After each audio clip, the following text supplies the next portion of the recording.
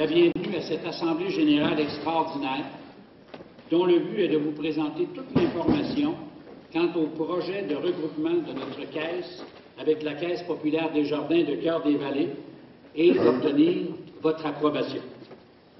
Permettez-moi de me présenter. Je suis Jean-Claude Pelletier. Je suis le président du conseil d'administration de votre caisse. J'ai à mes côtés, à ma gauche, comme on disait à la lutte autrefois, M. Roger Lafrenière, directeur général par intérim de la Caisse, et à ma droite, M. Yves Soucy, secrétaire du conseil d'administration. Nous avons également invité une représentante de la Fédération à se joindre à nous. Il s'agit de Mme Lynne Giroux, conseillère accompagnatrice des caisses dans le projet.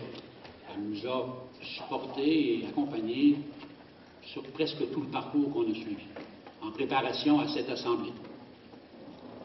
Avant de débuter l'Assemblée, je désire vous informer que le seul sujet pouvant faire l'objet de délibération et d'une décision ce soir sera le regroupement de notre caisse avec la Caisse populaire des Jardins du Cœur-des-Vallées. Je vous rappelle les droits des membres. Tous les membres sont égaux et ont droit de parole. Ils ont le droit de s'informer sur le projet en cours et ils ont le droit d'émettre également des opinions. Enfin, seuls les membres de plein droit ont droit de vote.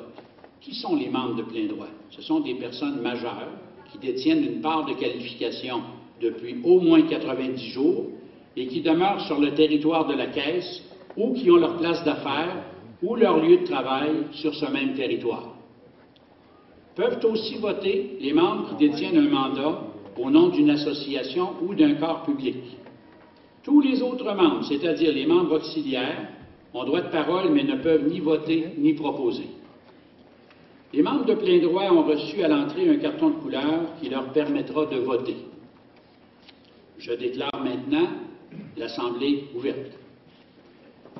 Je vais maintenant demander à M. Yves Soucy de nous faire la lecture de l'avis de convocation. Merci, M. le Président. Alors, bonsoir à tous.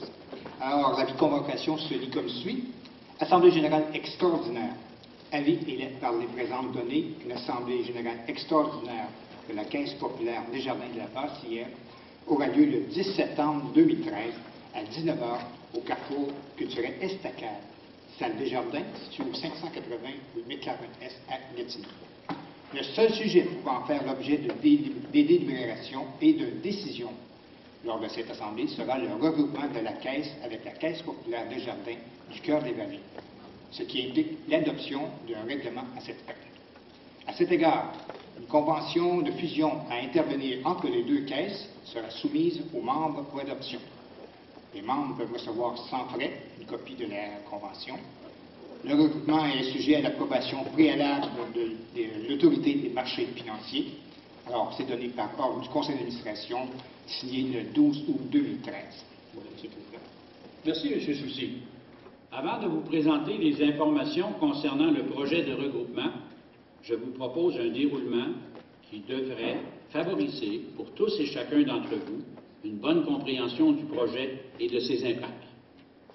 Dans un premier temps, je vous ferai part des origines et des enjeux de ce projet de regroupement avec la Caisse populaire du Cœur-des-Vallées. Puis, je vous présenterai les raisons qui ont amené votre conseil d'administration à proposer un tel regroupement. Et enfin, je décrirai les avantages qu'apportera la réalisation de ce projet. Par la suite, je demanderai à notre directeur général par intérim, M. Roger Lafrenière, de vous présenter les données financières concernant ce projet. C'est évident qu'il y a des chiffres dans ça également. Je vous dresserai ensuite le portrait de la nouvelle caisse et vous présenterai la liste des dirigeants, ainsi que la date prévue pour la fusion légale si les membres des deux caisses acceptent ce projet. Je vous demanderai de réserver vos questions à la fin de cette présentation. Nous nous ferons alors un plaisir de répondre à toutes vos questions et de recevoir vos commentaires. Après la période de questions, vous aurez l'occasion de vous prononcer sur le projet de regroupement au moment de la période de votation. Je vais donc commencer immédiatement par les origines du projet de regroupement. Plusieurs éléments sont à l'origine du projet que nous vous présentons ce soir.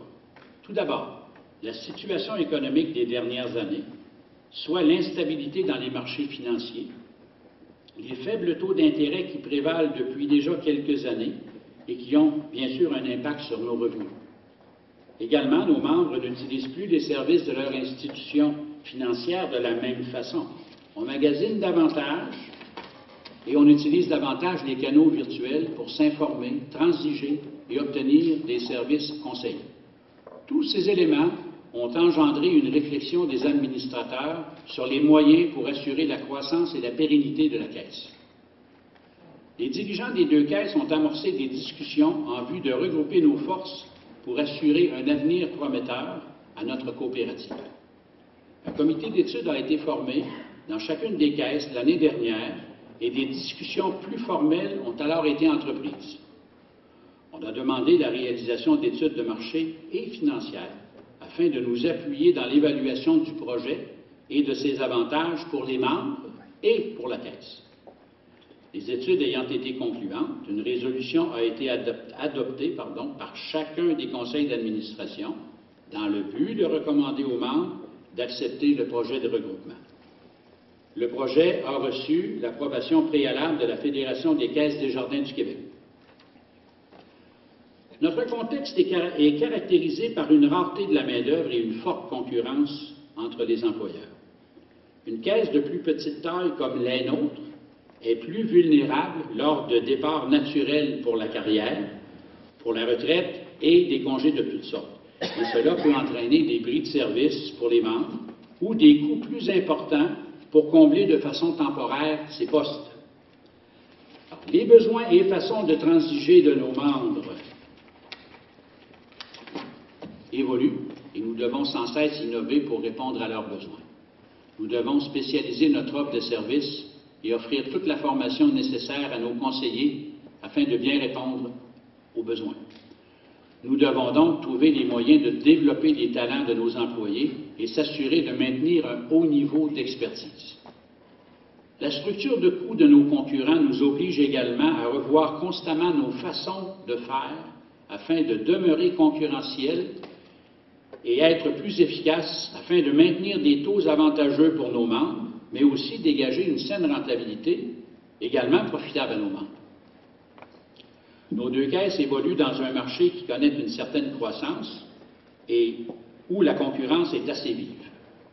Afin de poursuivre notre développement, de répondre aux besoins des membres en constante évolution et de demeurer l'institution financière de choix de notre secteur, nos caisses doivent travailler en étroite collaboration et unir leurs forces. Vous avez élu les administrateurs pour vous représenter et pour diriger votre coopérative dans le meilleur intérêt de tous. Notre objectif premier est donc de nous assurer que la Caisse offre le meilleur service possible à ses membres, tout en maintenant sa pérennité. C'est donc dans cet esprit que nous avons travaillé pour vous soumettre cette proposition de regroupement qui vise à unir nos forces afin de consolider la présence des deux caisses et de Desjardins dans le marché. À la suite des études réalisées, nous sommes d'avis que le regroupement permettra d'allier nos forces pour mieux développer le marché et faire face à la concurrence et ainsi assurer à nos membres un meilleur accès à des services financiers de qualité.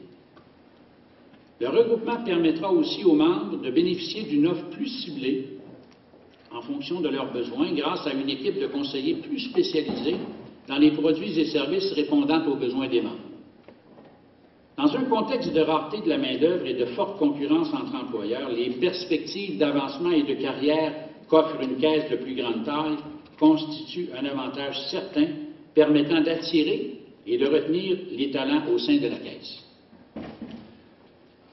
Lorsque nous avons analysé le projet, plusieurs avantages importants se sont dessinés pour les membres. Nos membres auraient maintenant accès à 8 centres de services, incluant 2 centres automatisés pour leurs besoins financiers. La marge de manœuvre engendrée par le regroupement nous permettrait d'assurer et d'améliorer la continuité dans l'offre de services et ainsi se démarquer de la concurrence, notamment en spécialisant davantage nos services en lien avec vos besoins. Le regroupement permettra aux ressources de la nouvelle Caisse de se concentrer davantage sur un rôle spécifique, donc une plus grande spécialisation et une meilleure expertise à l'intérieur de ce rôle. Avec des experts conseils plus spécialisés, vous êtes assurés de toujours avoir accès aux services qui vous conviennent, par des planificateurs financiers ou des conseillers qui pourraient se déplacer pour vous servir dans le lieu qui vous conviendra. Enfin, nous avons l'assurance que la participation de la Caisse au développement de notre milieu sera maintenue. Nos deux caisses sont déjà très impliquées dans la communauté et depuis plusieurs années, nos caisses sont reconnues comme un partenaire important auprès de la population. En agissant d'une façon concertée, nous serons en mesure de renforcer notre présence sur tout le territoire. Nous poursuivrons notre implication sur le plan social et économique, mais aussi en étant un employeur de choix et important. Près de 80 employés participent au développement économique et social de notre région. Depuis de nombreuses années, nos caisses appuient conjointement des projets dans le milieu. L'expérience vécue et les résultats de cette implication nous démontrent hors de tout doute que l'union fait la force. À cet effet, nous maintiendrons les budgets nécessaires et notre concertation fera en sorte d'en faire bénéficier le plus grand nombre de citoyens. Il n'y a pas que les membres, bien sûr, qui y trouveront des avantages. Nos employés en profiteront également, puisque leur regroupement offrira plus de possibilités de développement, des opportunités de promotion à l'interne, des nouvelles expériences de travail et un partage d'expertises diverses constitueront des éléments positifs pour eux. Il sera plus facile de planifier les remplacements dus aux vacances ou à la formation, puisque nous aurons un bassin plus grand d'employés. C'est logique. Et il est certain que le développement de carrière représentera un attrait important pour les ressources également. Alors, grâce à un bassin de ressources plus important, à des perspectives d'avancement plus intéressantes, nous pourrons compter sur l'excellent service offert par notre personnel. Je demanderai maintenant à M. Roger Lafrenière de vous présenter les données financières du projet. Merci, M. Pelletier. Donc, bonsoir à tous et à toutes. Donc, M. Pelletier a fait falloir plusieurs avantages et nous, par la suite, les deux prochaines à cette étape, présentera un peu, comme je dis, les résultats projetés au bout des deux caisses. Donc, voici maintenant une brève présentation de la situation financière des caisses actuelles, chacun ayant un bilan différent qui, en commun, représentait au 31 décembre 2012 un actif consolidé de 671 millions de dollars. Les membres actuels des deux caisses possèdent en épargne et en crédit plus de 1,2 milliard de dollars. Chaque caisse a pu dégager en 2012 une rentabilité très intéressante, comme en témoigne le volume de nos excédents validés, qui ont atteint plus de 5,2 millions de dollars. De plus, les réserves de nos caisses totalisent 47 millions de dollars et 19 représentent un ratio de capitalisation très sécurisant, considérant ce que les normes actuelles exigent. Donc, vous pouvez le voir à l'écran. C'est un élément très important puisque les exigences s'accentuent de plus en plus envers les institutions financières et les normes internationales seront assurément à la hausse au cours des prochaines années. Vos dirigeants ont toujours accordé une grande importance à l'équilibre entre la distribution des excédents, la croissance de la caisse et la capitalisation. Nous constatons donc que le regroupement ne provient pas de situations financières problématiques, ni d'une capitalisation déficiente, mais plutôt de la mise en commun de nos forces pour en faire une meilleure. C'est en considérant la croissance des dernières années et les prévisions provenant du réseau des caisses que nous avons élaboré également des projections financières pour les prochaines années. Donc, on peut estimer que d'ici la fin 2016, l'actif atteindrait 816 millions de dollars. Le volume d'affaires de la Caisse dépasserait les 1,5 milliard, d'où un besoin constant d'employés ayant des compétences pour vous offrir nos divers produits financiers, principalement au niveau de l'épargne spécialisée. La rentabilité poursuivrait son élan pour atteindre plus de 6,4 millions, nous permettant ainsi de maintenir de solides réserves. Des réserves qui seraient constantes et croissantes, pour atteindre plus de 60 millions de dollars, ce qui nous permettrait de continuer à améliorer notre capitalisation, élément clé d'une institution financière. Ça fait grosso modo le tour de nos résultats financiers prochains. Merci, M. Lafrenière. Je vais maintenant vous décrire ce que sera notre nouvelle caisse si vous décidez d'appuyer le projet et si les membres de la Caisse populaire des Jardins du Cœur-des-Vallées le décident également. Cette nouvelle caisse s'appellerait la Caisse des Jardins du Cœur-des-Vallées. Tous les membres auraient maintenant accès à 8 centres de services, incluant 2 centres automatisés. Elle regrouperait près de 28 000 membres. Les administrateurs seraient au nombre de 20, 15 au conseil d'administration, 5 au conseil de surveillance. La nouvelle caisse compterait sur une équipe de près de 80 employés. Le transit retenu, c'est celui-là même de la caisse Basse-Lièvre actuellement, 3429. Le siège social serait au 104 McLaren S à Gatineau. Nous pouvons préciser ici que c'est M. Luc Grandmont qui est identifié pour être le directeur général de la nouvelle caisse. J'ai maintenant l'honneur de vous présenter, bien sûr, ceux qui sont à Cœur-des-Vallées ne peuvent pas être à 2 endroits en même temps. Je vais faire la lecture des noms et je vais spécifier quand ce sont des gens qui proviennent du secteur de Basse-Lièvre et je vous demanderai, au fur et à mesure que je vais vous nommer, si vous voulez bien vous lever, afin que les membres puissent associer un nom avec un visage. Alors, je vous présente donc les futurs dirigeants de la Caisse des Jardins du Cœur-des-Vallées, dans l'éventualité où vous et les membres de la Caisse populaire des Jardins du Cœur-des-Vallées acceptez ce projet.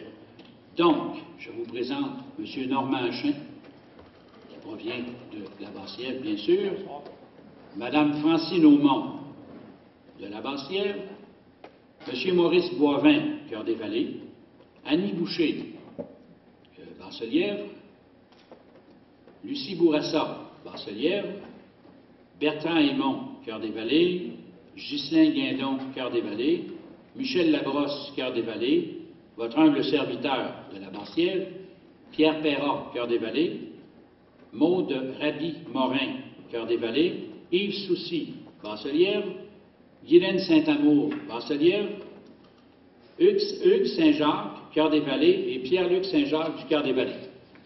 Ça, c'est le conseil d'administration. Ce sont les représentants du conseil d'administration. Maintenant, je vous présente de la même façon les futurs membres du conseil de surveillance de la Caisse des Jardins du Cœur-des-Vallées.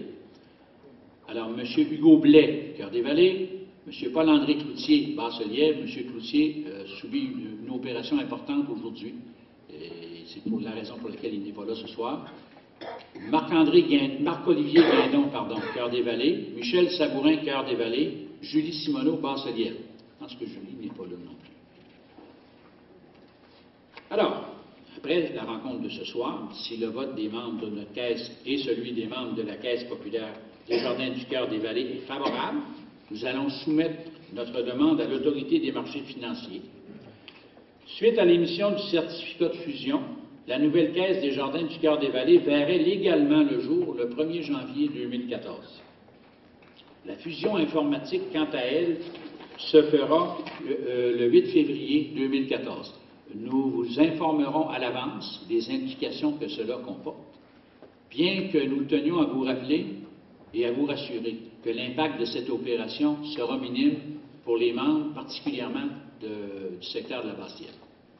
Parce qu'on ne change pas de transit, alors c'est déjà un avantage pour ça. Nous utiliserons différents outils de communication, affichage dans les caisses, courrier, site Internet, etc. Alors, afin de compléter l'information sur le projet de regroupement et permettre aux membres de pouvoir échanger sur le sujet, le secrétaire nous fera la lecture d'une version abrégée de la convention de fusion. Par la suite, je vous ferai la lecture de la proposition sur laquelle nous devrons voter et je recevrai les noms d'un proposeur et d'un secondaire. Cette proposition sera l'amorce à la période de discussion au cours de laquelle les membres qui le désirent pourront s'exprimer. Lorsque la période de discussion sera terminée, nous procéderons au vote sur la proposition de fusion. Les membres de la Caisse populaire des Jardins du Cœur-des-Vallées se réunissent également ce soir en Assemblée générale extraordinaire pour se prononcer sur une convention de fusion identique à celle qui vous sera présentée. Je demanderai maintenant à M. Yves Soucy, secrétaire de la Caisse, de nous faire la lecture de la version abrégée de la convention de fusion. Alors, convention de fusion entre la Caisse populaire des Jardins de la Basse-Lièvre et la Caisse populaire des Jardins du Cœur-des-Vallées. Les parties conviennent ce qui suit. Le nom de la nouvelle caisse sera Caisse des Jardins du Cœur-des-Vallées. Son siège social sera établi dans le district judiciaire de Hall, situé au 104 rue McLaren-Est, Gatineau, Québec, J8N 2X1. Les liens communs, vous vous souvenez bien, le territoire que desservira cette grande caisse sera comme suit. Les villes de Gatineau et Tursault, les municipalités de Beaumont, Benaume, L'Ange-Gardien, Mayo, Mulgrave-and-Derry, Notre-Dame-la-Salette, Papineauville, Plaisance, Saint-André-Avelin, Val-des-Bois, Val-des-Monts, ainsi que la municipalité de canton de Lochabert et la municipalité de Lochabert, partie ouest. Les premiers membres du conseil d'administration et ceux du conseil de surveillance de la nouvelle caisse seront ceux qu'on a énumérés tantôt, que M. Pelletier a énumérés tantôt. Terme d'office. Les caisses ont établi un mode de rotation permettant qu'un tiers des dirigeants soit remplacé chaque année. Les dirigeants seront élus pour un mandat de 3 ans.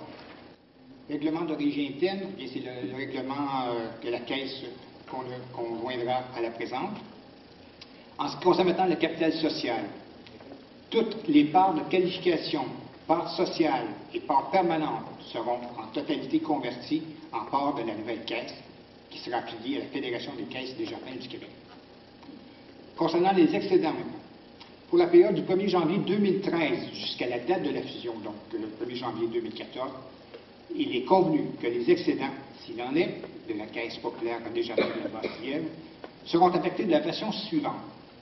Affectation à la réserve plus-value, paiement d'un intérêt additionnel sur les parts de capital, soit les parts permanentes et les parts de ristourne émises par la Caisse, versement à la réserve de stabilisation, versement à la réserve générale du montant minimum prévu par la norme, versement à ristourne aux membres d'un montant maximal de 869 000 $, et ce, dans les mêmes proportions que celles que la Caisse a versées en 2012. Alors, toute somme non autrement attribuée est versée à la réserve générale, le cas échéant. Alors, M. le Président, voilà les grandes lignes de cette convention de fusion qui est proposée aux membres. Merci, M. Soucy. Je vous fais maintenant la lecture de la proposition pour laquelle nous devrons voter, et je recevrai par la suite les noms d'un proposeur et d'un secondaire. Comme je le disais tout à l'heure, c'est ce qui sera l'amorce à la période de questions ou à l'émission de commentaires de la part de membres selon votre bon vouloir. Alors, cette proposition est nécessaire pour amorcer la période de discussion. C'est donc à cette période que vous pourrez poser toutes les questions concernant le projet de regroupement. La proposition consiste essentiellement en ceci. L'adoption de la convention de fusion relativement au regroupement de la Caisse avec la Caisse populaire des jardins du Cœur des Vallées. Autoriser Jean-Claude Pelletier ou, à son défaut, Normand Chain, à signer la convention de fusion, les statuts de fusion, la requête les accompagnant, de même que tous les documents nécessaires et utiles pour donner plein effet au présent règlement. Autoriser, finalement, le conseil d'administration à adopter les procès-verbaux des assemblées générales de la Caisse, annuelles ou extraordinaires, tenues durant l'exercice financier en cours. Avant de passer à la période de questions, j'aimerais... Oh, excusez, merci, mon directeur général, c'est le premier gestionnaire de la Caisse, c'est celui qui rappelle au président parfois, mon président, faut aller là. Merci. Alors, il est proposé, appuyé par, et résolu d'adopter la convention de fusion. C'est maintenant que je recevrai un proposeur venant de l'Assemblée, de même qu'une personne pour appuyer cette proposition. Michel Robitaille propose. Bernard Brazeau appuie. Alors, merci. Avant de passer à la période de questions, j'aimerais vous rappeler que vous êtes invités à voter sur ce projet de regroupement. Je voudrais donc vous rappeler certains critères que l'on doit respecter pour avoir le droit de voter lors d'un regroupement de Caisse des Jardins. Il faut avoir 18 ans ou plus, être membre de plein droit de la Caisse depuis au moins 90 jours. Un membre de plein droit d'une Caisse est une personne, y compris une société, qui a sur le territoire de la Caisse soit son domicile, soit une résidence, ou un établissement, ou un travail habituel.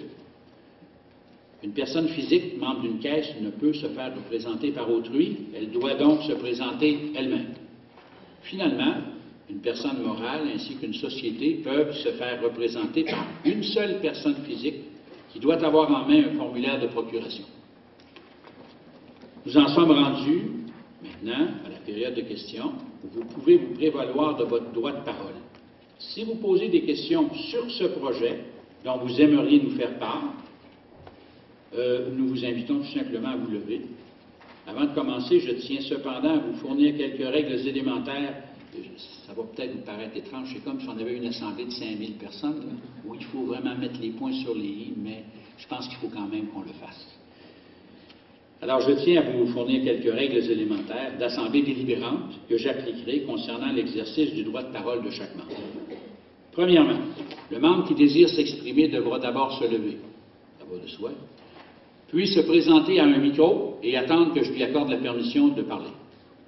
Deuxièmement, le membre devra s'identifier et ensuite exposer l'objet de son intervention sur le projet de regroupement. Il faut que ce soit sur ce sujet-là.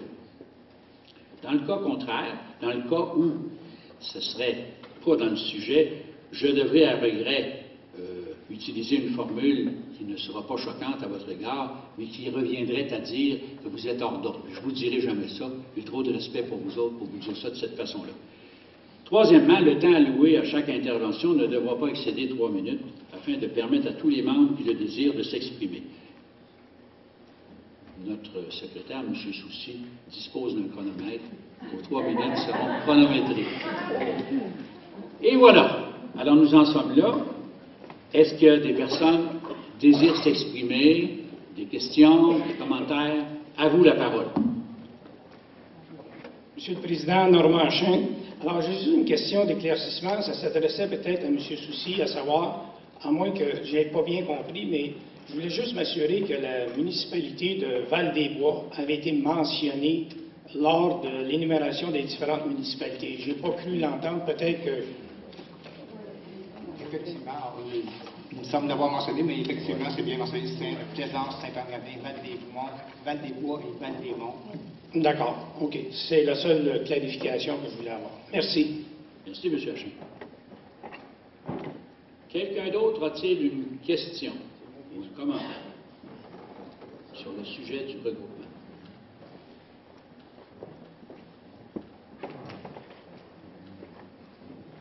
Monsieur. Ce n'est pas une question, c'est plutôt un commentaire que j'aimerais mettre. Je représente peut-être un petit peu, sans avoir la permission de le faire officiellement, les différents organismes communautaires de nos communautés. Et je l'ai déjà dit en Assemblée générale à la Basse-Lièvre, comme quoi les organismes communautaires étaient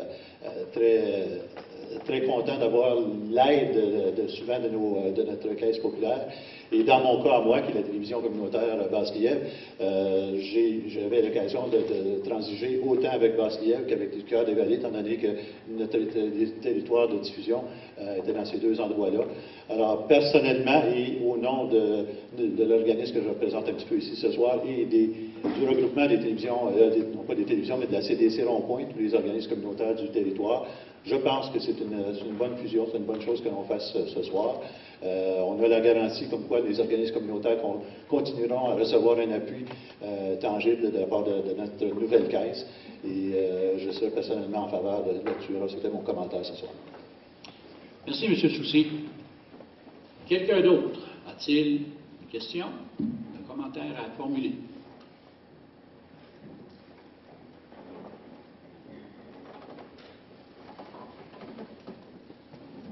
Alors, j'en conclus que la présentation, tant des résultats des prévisions financières que la présentation de l'acte d'accord administratif comme tel, de même que celle que j'ai faite, était suffisamment claire pour qu'on puisse procéder au vote.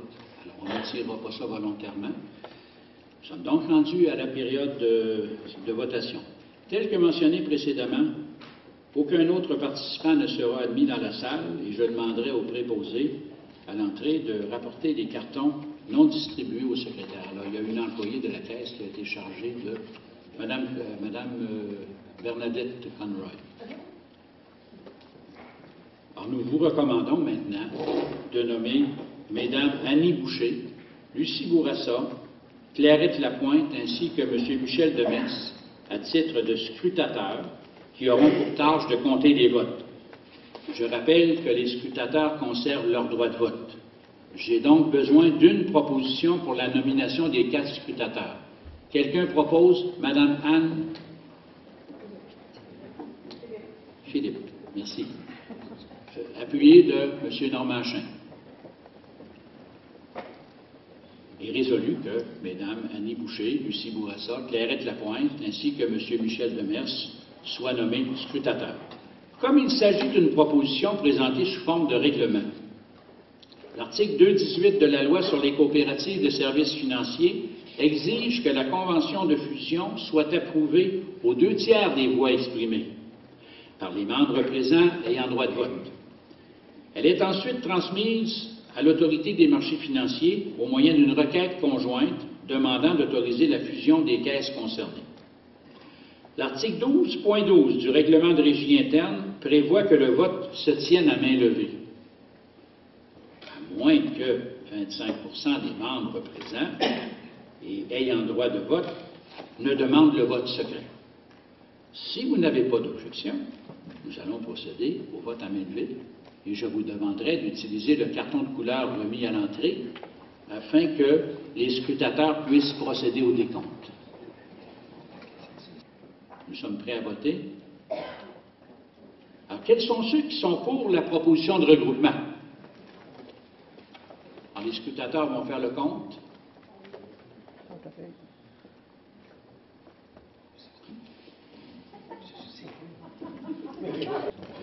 Maintenant, je dois poser la deuxième question. Est-ce que je peux aller? Oui. Quels sont ceux qui sont contre la proposition de regroupement? Merci. Alors, nous allons faire les calculs. Évidemment, c'est assez facile à conclure.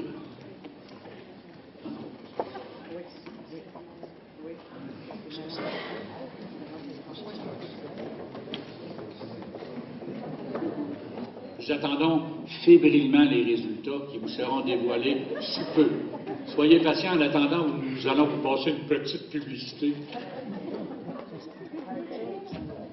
Alors, j'ai l'honneur et le plaisir de vous annoncer que le projet de regroupement a été accepté à l'unanimité, à 100%, 63 personnes sur 63. Bravo! Et, si Dieu le veut, longue vie à la future caisse du Cœur des Vallées. Alors écoutez, il ne me reste plus qu'à vous remercier de votre présence et de votre participation, de vous souhaiter une bonne fin de soirée, un bon retour à la maison. Et bien sûr, n'oubliez pas de remettre votre carton de votation avant de vous retirer de la salle. Au plaisir de vous revoir.